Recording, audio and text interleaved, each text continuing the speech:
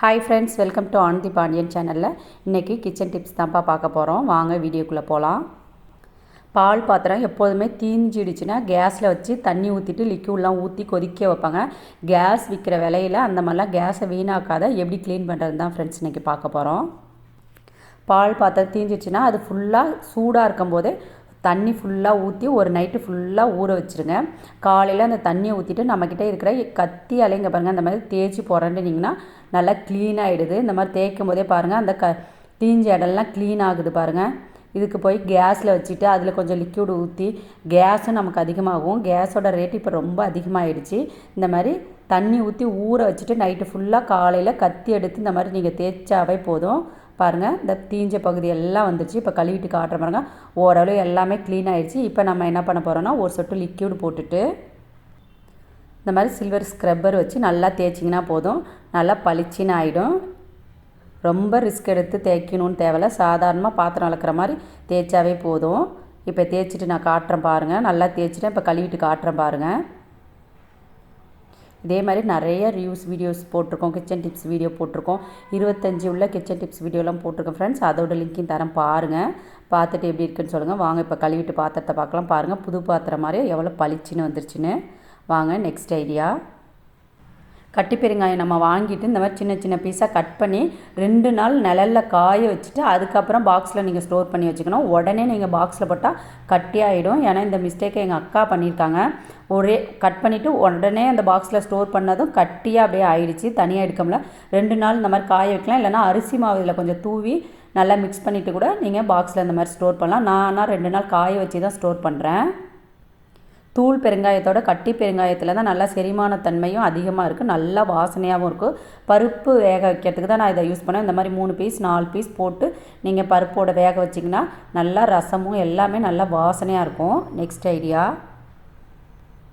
நம்ம எப்பொழுதுமே பச்சை மிளகாய் இன்றைக்கி நான் கம்மியாக கட் பண்ணி காட்டுறேன். ஏதாவது ஒரு ஃபங்க்ஷனுக்குலாம் கட் பண்ணும்போது கை ரொம்ப எரியும், இல்லைனா தெரியாத கண்ணில் வச்சிட்டனாலும் எரியறதுக்கு வாய்ப்பு இருக்குது. இந்த மாதிரி கட்டர் உங்கள் வீட்டில் இருந்ததுன்னா இதை யூஸ் பண்ணி நீங்கள் அவரைக்காய், பீன்ஸு, கொத்தரங்காய், இந்த மாதிரி பச்சை மிளகாயெல்லாம் கையே எரியாது. இதை வச்சு நீங்கள் கட் பண்ணிங்கன்னா எவ்வளோ பச்சை மிளகாய் இருந்தாலும் ஒரு 5 நிமிஷத்துலேயே நீங்கள் கட் பண்ணிடலாம்.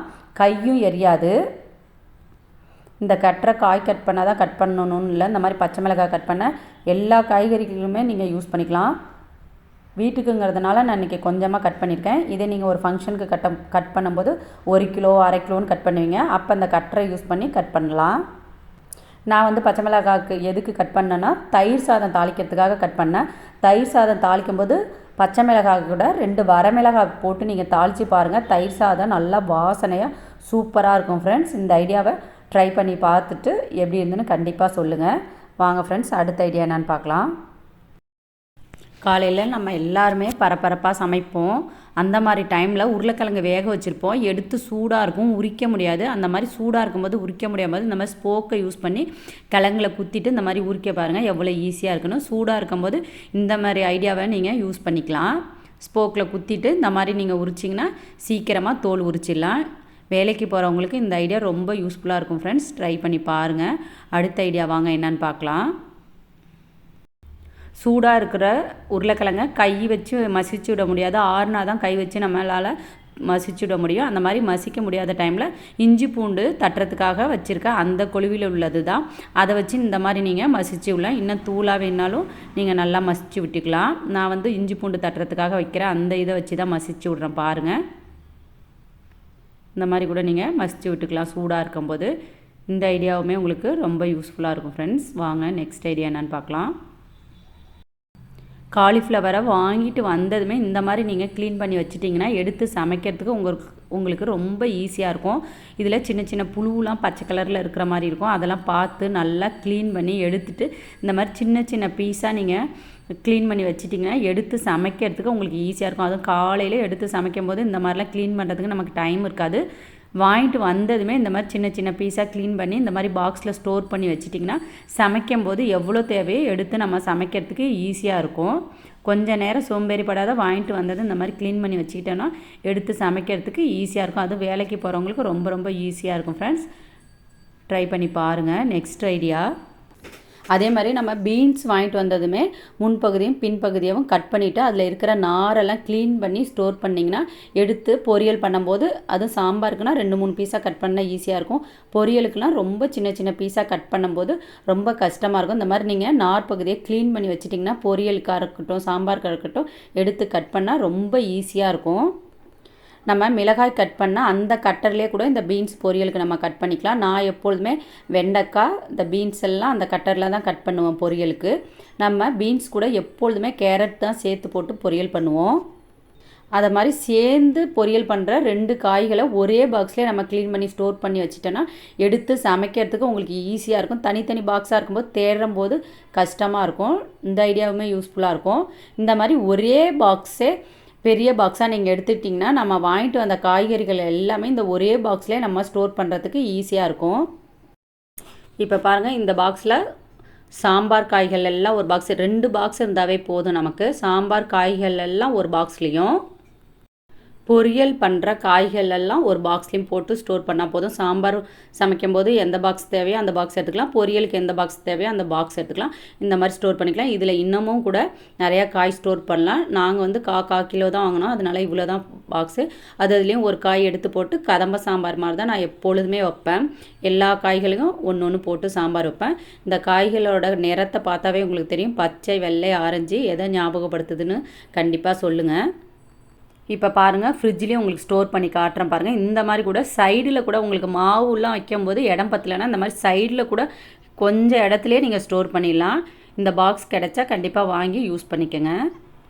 இப்போ பாருங்கள், நம்ம எப்பொழுதுமே மாவு காலையில் எடுத்து யூஸ் பண்ணுவோம். யூஸ் பண்ணிவிட்டு அப்படியே இந்த மாவு பாக்ஸை வச்சுருவோம். மாவு தீர்ந்ததுக்கப்புறம் கழுவும் போது இந்த இடம்லாம் காஞ்சி போயிருக்கும். நமக்கு கழுவவும் ரொம்ப டைம் ஆகும், தண்ணியும் அதிகமாகவும் நேரமும் அதிகமாகும். அந்த மாதிரி டைமும் கம்மியாகணும், தண்ணியும் சேவ் பண்ணணுன்னா மாவு யூஸ் பண்ணணுதுமே மீதி இருக்கிற மாவை இந்த மாதிரி சைட்லெல்லாம் நம்ம க்ளீன் பண்ணிட்டு தான் எப்பொழுதுமே வைக்கணும். பாருங்கள், சுற்றியும் மாவு பட்டுருக்கும். அதையுமே அப்பப்போ எடுக்கும் போதெல்லாம் படுற மாவை அப்பப்போ நம்ம க்ளீன் பண்ணிட்டு வச்சோன்னா மாவு தீர்ந்தோடனே இந்த பாக்ஸை விளக்கிறதுக்கு நமக்கு ஈஸியாக இருக்கும். நீங்கள் சோம்பேறி பட்டுக்கிட்டு நம்ம அப்படியே வச்சிட்டோன்னா சைடில் உள்ளதெல்லாம் காஞ்சிடும். அப்புறம் நமக்கு கழுவுறதுக்கு ரொம்ப கஷ்டமாக இருக்கும். பாருங்கள், மூடி போட்டு மூடிட்டேன். உள்ளுக்கு தண்ணி போகாது. இந்த மாதிரி சுற்றி இருக்கிற மாவெல்லாம் தேய்ச்சி கழுவிட்டு ஒரு காட்டன் துணி வச்சு நல்லா தொடச்சிட்டு மறுபடியும் நீங்கள் ஃப்ரிட்ஜ்லேயே ஸ்டோர் பண்ணிக்கலாம். பாருங்கள், இப்போ தேய்ச்சி நல்லா கழுவிட்டேன். இதை தொடச்சிட்டு மறுபடியும் நம்ம ஃப்ரிட்ஜில் ஸ்டோர் பண்ணிட்டோன்னா மாவு தீர்ந்தோடனே கழுவுறதுக்கு நமக்கு ஈஸியாக இருக்கும் ஃப்ரெண்ட்ஸ். நம்ம எப்பொழுதுமே ஊறுகாய் போட்டால் இந்த மாதிரி கண்ணாடி கிளாஸில் இல்லைன்னா இந்த மாதிரி பீங்கான் பவுலில் தான் நம்ம ஸ்டோர் பண்ணோம். சில பேர் பிளாஸ்டிக் பாக்ஸில் ஸ்டோர் பண்ணி ஃப்ரிட்ஜில் ரொம்ப நாள் வச்சுருப்பாங்க. அந்த மாதிரி வச்சுருக்காதீங்க. பிளாஸ்டிக்கை ஓரளவு தவிர்ப்பது ரொம்ப நல்லது. அந்த மாதிரிலாம் பிளாஸ்டிக்கில் ரொம்ப நாள் ஸ்டோர் பண்ணி கூலிங்கில் இருந்தாலும் சரி, ஹீட்டில் யூஸ் பண்ணியும் நம்ம பிளாஸ்டிக்கில் வச்சு சாப்பிடவே கூடாது. நம்ம எப்பொழுதுமே ஊறுகாய் எடுக்கிறதுக்கு இந்த மாதிரி மரக்கரண்டி நீங்கள் யூஸ் பண்ணிங்கன்னா ஊறுகாய் ரொம்ப நாள் கெடாத அப்படியே இருக்கும். சில்வர் ஸ்பூனை யூஸ் பண்ணி உடனே எடுக்கிறதுக்கு யூஸ் பண்ணலாம். ஒரு சிலர் ஊறுகாயை எடுத்துகிட்டு அந்த ஊறுகாய் பாட்டிலே சில்வர் ஸ்பூனை போட்டு மூடி வச்சுருவோம். அது ஒரு மாதிரி லைட்டாக த்ரூ பிடிச்ச மாதிரி ஊறுகாவை பேட் ஸ்மெல் வர மாதிரி இருக்கும். அந்த மாதிரி சில்வர் ஸ்பூனை யூஸ் பண்ணிங்கன்னா உடனே எடுத்துகிட்டு ஸ்பூனை எடுத்துருங்க. அதிலே ஸ்டோர் பண்ணி வைக்காதீங்க ஸ்பூனை. நிறையா போட்டிங்கன்னா கண்ணாடி கிளாஸில் ஃப்ரிட்ஜில் ஸ்டோர் பண்ணிவிட்டு யூஸ் பண்ணுறதுக்கு இந்த மாதிரி பீங்கானில் சின்ன பவுலில் எடுத்து வச்சுக்கலாம். சாஸு, காஃபி பவுடர், இந்த மாதிரி நியூட்ரலாக இதெல்லாம் வந்து இந்த மாதிரி கண்ணாடி பவுலில் தான் ஸ்டோர் பண்ணி தராங்க. இந்த மாதிரி கண்ணாடி பவுலில் வாங்குகிற திங்ஸை நம்ம மறுபடியும் இந்த கண்ணாடி பவுலில் கிச்சனுக்கு நம்ம யூஸ் பண்ணிக்கலாம். பிளாஸ்டிக்காக இருந்தால் நம்ம வேஸ்ட்டாக தூக்கி தான் போட்டுருவோம். இந்த மாதிரி கண்ணாடி பவுலாக இருக்கும்போது நீங்கள் ஊறுகாயெலாம் ஸ்டோர் பண்ணுறதுக்கு ஈஸியாக யூஸ் பண்ணிக்கலாம். நான் பாருங்கள், கடையில் சாப்பாடு வாங்கினா கொடுக்குற அந்த சாஸை தான் ஸ்டோர் பண்ணி வச்சுருக்கேன். இந்த மாதிரி ஸ்டோர் பண்ணி ஃப்ரிட்ஜில் வச்சுட்டோன்னா நம்ம எப்போயாவது வீட்டில் எக் ரைஸ் இந்த மாதிரி செய்யும்போது இந்த சாஸெல்லாம் கூட நம்ம எடுத்து யூஸ் பண்ணிக்கலாம். நான் எதுக்கு இந்த பாட்டிலை யூஸ் பண்ணிக்கிறேன்னா சாஸ் ஸ்டோர் பண்ண யூஸ் பண்ணிப்பேன், ஊறுகாய் ஸ்டோர் பண்ண யூஸ் பண்ணிப்பேன். நெக்ஸ்ட் இந்த மாதிரி கட்டி பெருங்காயம் வாங்கிட்டு வந்து சின்ன சின்ன பீஸாக கட் பண்ணி வெயிலில் காய வைக்கக்கூடாது, நிழல்லே டைனிங் டேபிளில் வச்சிங்கன்னா 2 நாளில் காஞ்சிடும். இந்த மாதிரி பாட்டிலில் ஸ்டோர் பண்ணி வச்சிட்டிங்கன்னா பெருங்காயத்தோட வாசனை அப்படியே இருக்கும். உடனே நீங்கள் ஸ்டோர் பண்ணிங்கன்னா பெருங்காயம் எல்லாமே அப்படியே கெட்டியாகிடும். காய வச்சு ஸ்டோர் பண்ணணும். இல்லை உடனே நீங்கள் ஸ்டோர் பண்ணணும் வாசனை போயிடுனீங்கன்னா லைட்டாக அரிசி மாவு தூவிட்டு நல்லா மிக்ஸ் பண்ணிவிட்டு ஸ்டோர் பண்ணிங்கன்னா கெட்டியாக ஆகாது. அந்த காலத்தில் நம்ம பாட்டிங்கெல்லாம் மண் சட்டியில் தான் புளியெல்லாம் ஸ்டோர் பண்ணுவாங்க. அதனால் 1 வருஷத்துக்கு புளி வந்து வண்டு புழுக்காத கெட்டு போகாத இருக்கும். இப்போ நம்ம பிளாஸ்டிக் பாட்டில் அது இதுன்னு புதுசாக ஸ்டோர் பண்ணுற வச்சு தான் சீக்கிரமாக நம்மக்கிட்ட புளி வந்து வண்டு பிடிச்சி போகுது. அந்த மாதிரி வண்டு பிடிக்காத இருக்க நம்ம வந்து இப்போ மண் சட்டியெல்லாம் நம்ம கையாளுவது ரொம்ப கஷ்டம். இந்த மாதிரி பீங்கான் இது வாங்கினீங்கன்னா அடியில் 4-5 கிராம் போட்டுட்டு கொஞ்சம் புளி ஸ்டோர் பண்ணுங்கள். அப்புறம் ஒரு 4-5 கிராம் போட்டுட்டு அதுக்கு மேலே புளி ஸ்டோர் பண்ணுங்கள். இந்த மாதிரி கிராமை யூஸ் பண்ணி நீங்கள் புளி ஸ்டோர் பண்ணிங்கன்னா சீக்கிரமாக வண்டு பிடிக்காத இருக்கும். இல்லைனா உப்பு கூட நீங்கள் போட்டுக்கலாம். நான் வந்து கிராம்பு போட்டு தான் ஸ்டோர் பண்ணியிருக்கேன். நெக்ஸ்ட் ஐடியா பாருங்கள், இந்த பவுல் செம்மையாக சூப்பராக இருக்குது, நல்லா ஸ்ட்ராங்காகவும் இருக்குது. வாங்கி 10 இயர்ஸ் ஆகுது. ஆனால் இதோட மூடி உடஞ்சிருச்சு. மூடி இல்லாதனால எதுவுமே இதில் ஸ்டோர் பண்ண முடியல. அதுக்காக நான் எதுக்கு யூஸ் பண்ணியிருக்கேன்னா ஸ்பூன் ஸ்டாண்டாக தான் யூஸ் பண்ணியிருக்கேன். நீங்கள் வந்து மணி பிளான்ட்லாம் கூட வச்சு கிச்சனில் வைக்கிறதுக்கு யூஸ் பண்ணிக்கலாம். இந்த மாதிரி ஸ்பூன் ஸ்டாண்டாக நீங்கள் யூஸ் பண்ணிக்கலாம். இல்லைனா இதுக்கு ஒரு மூடி நம்மளே ரெடிமேடாக மூடி நம்ம ரெடி பண்ணலாம். நம்ம சாப்பாடெலாம் வாங்கினா கொடுக்கலாம். அந்த பிளாஸ்டிக் டப்பாவோட அந்த மூடியில் இந்த மாதிரி வாட்டர் கேன் மூடியை ஒட்டிட்டு இந்த மாதிரி மூடி உப்பு போட்டு வச்சுக்கலாம். அது வந்து சூடான பொருள் இல்லை உப்பு, அதனால் மூடிக்கிறதுக்கு யூஸ் பண்ணிக்கலாம். இந்த மாதிரி மூடி நம்மளே ரெடிமேடாக ரெடி பண்ணிவிட்டு இந்த மாதிரி மூடி கூட நீங்கள் உப்பு போட்டு யூஸ் பண்ணிக்கலாம். இல்லை ஸ்பூன் ஸ்டாண்டாக கூட யூஸ் பண்ணிக்கலாம். அது உங்களோட விருப்பம்தான். இது வந்து காராமணி வாங்கிட்டு வந்தோம். அந்த காராமணி வந்து ரொம்ப முத்திடுச்சு.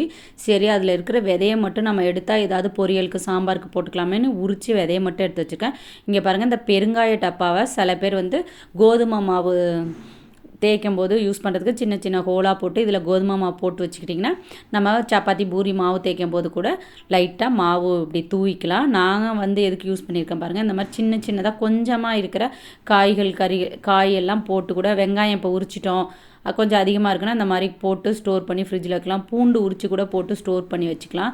இந்த பாக்ஸை தூக்கி போடாத இந்த மாதிரி கூட நீங்கள் ரியூஸாக யூஸ் பண்ணிக்கலாம். இந்த மாதிரி ஒரு சின்ன தவல் எடுத்துகிட்டு சின்னதாக கூட நீங்கள் மடிச்சுக்கலாம். 4ஆக மடிச்சுக்கலாம், இல்லை 2ஆக கூட மடிச்சுக்கலாம். அது உங்களோட விருப்பம் தான். பாருங்கள், இந்த கார்னரில் நடுவில் கிளிப்பு போடாத இந்த மூளை பகுதியை பார்த்து நீங்கள் கிளிப்பு போட்டுட்டு நம்ம கிச்சனில் பாருங்கள் தொட்டி பாத்திரம் வளர்க்குற தொட்டிக்கு பக்கத்துலேயே ஒரு ஹூக்கு ஒட்டிட்டு அதில் நீங்கள் மாட்டி விட்டிங்கன்னா கை துடைக்கிறதுக்கு நம்ம அடிக்கடி பாத்திரம் வளர்க்கினா தான் கை துடைப்போம். நைட்டிலே தொடச்சி அந்த நைட்டியே வேஸ்ட் ஆகிடும். அந்த மாதிரி நைட்டியில் துடைக்காத இருக்க அந்த தொட்டி பக்கத்தில் பாத்திரம் வளர்க்கல பக்கத்துலேயே தொட்டி பக்கத்துலேயே நீங்கள் அந்த மாதிரி ஹூக்கில் மாட்டி விட்டுட்டிங்கன்னா பாத்திரம் வளர்க்கறது கரெக்டாக போயிட்டு அந்த துண்டில் நம்ம துடைச்சிடுவோம். நைட்டி வீணாகாது. இந்த மாதிரி கூட நீங்கள் மாட்டுறதுக்கு இந்த கிளிப்பை யூஸ் பண்ணிக்கலாம். அப்புறம் பாத்திரம் வளர்க்கும்போது ஒரு சிலர் வந்து மோதிரத்தை தேஞ்சிடுன்னு கழட்டி வச்சுட்டு ஒரு சிலர் துணி துவைப்போம், பாத்திரம் விளக்குவோம். அந்த மாதிரி பாத்திரம் விளக்கும் போது அது பக்கத்தில் இந்த மாதிரி நீங்கள் ஒரு ஹூக் ஒட்டியிருந்தீங்கன்னா மோதிரத்தை கழட்டி மாட்டிட்டு கூட நம்ம பாத்திரம் விளக்கிட்டு மறுபடியும் எடுத்து போட்டுக்கலாம். இல்லை பவுன் வளையல் போட்டிருப்போம், அது கூட தேஞ்சிடும். கழட்டி வச்சுட்டு பாத்திரம் விளக்கிட்டு மறுபடியும் வளையல் எடுத்து போட்டுக்கலாம். இதே மாதிரி பாத்ரூமில் ஒரு ஹூக் நீங்கள் ஒட்டிட்டிங்கன்னா நம்ம துணி துவைக்கும் போது வளையலாக இருக்கட்டும் மோதிரமாக இருக்கட்டும் கழட்டி மாட்டிட்டு துணியெல்லாம் துவைச்சிட்டு மறுபடியும் எடுத்து போட்டுக்கிறதுக்கு யூஸ் பண்ணிக்கலாம். இந்த ஹூக் எங்கே தேவையோ அங்கே நீங்கள் ஒட்டிட்டு இந்த மாதிரி கழட்டி மாட்டுறதுக்கு கூட யூஸ் பண்ணிக்கலாம். வாங்க நெக்ஸ்ட் ஐடியா என்னன்னு பார்க்கலாம். இப்போ உப்பு பாட்டில் ஊறுகாய் பாட்டிலில் நம்ம மர ஸ்பூன் தான் யூஸ் பண்ணுவோம். அந்த பாட்டிலுக்கு தகுந்த மாதிரி இப்போ சில்வர் ஸ்பூனாக கட் பண்ண முடியாது. அதே இந்த மாதிரி மர ஸ்பூனுனா அந்த பாட்டில் சைஸுக்கு தகுந்த மாதிரி நம்ம கட் பண்ணிக்கலாம். இப்போ பாருங்கள், இந்த உப்பு பாட்டிலுக்கு தகுந்த மாதிரி நான் மர ஸ்பூனாக கட் பண்ணியிருக்கேன். இந்த மாதிரி தேவையான சைஸ்க்கு தகுந்த மாதிரி நம்ம கட் பண்ணிவிட்டு கூட யூஸ் பண்ணிக்கலாம். இந்த ஐடியாவில் எந்த ஐடியா உங்களுக்கு யூஸ்ஃபுல்லாக இருந்ததுன்னு கண்டிப்பாக சொல்லுங்கள் ஃப்ரெண்ட்ஸ். இந்த ஐடியாலாம் பிடிச்சிருந்தா உங்கள் ஃப்ரெண்ட்ஸ் அண்ட் ஃபேமிலிக்கும் ஷேர் பண்ணுங்கள். ரொம்ப யூஸ்ஃபுல்லான கிச்சன் டிப்ஸ் நிறையா சொல்லியிருக்கேன். இதில் எது உங்களுக்கு யூஸ்ஃபுல்லாக இருக்குன்னு சொல்லுங்கள் ஃப்ரெண்ட்ஸ். தேங்க்யூ.